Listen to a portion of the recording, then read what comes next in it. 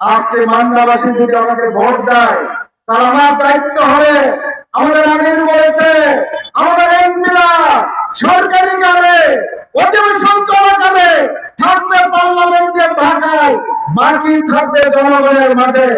অতীতের মতো জনগণকে কর্মীদেরকে এমপির বাড়ি যেতে হবে না, আমি যাব আপনাদের বাড়িতে, আপনাদের পাড়ায় মহল্লায় গ্রামে গঞ্জে ছুটে দেবো ইনশাআল্লাহ।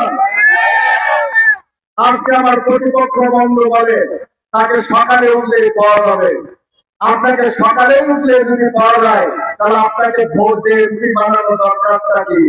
কারণ আপনার তো থাকার কথা ঢাকাতে, যদি আপনি সকালে উঠলেই পাওয়া যায় এই অবস্থায় থাকতে চান তাহলে আপনাকে তো মেম্বার ভোট করা দরকার ছিল অথবা চেয়ারম্যান ভোট, আর এলাকায় থাকবেন আপনার ঢাকা মহলের আসছে কোথাও লাগতো না। কি বলেন ঠিক কিনা?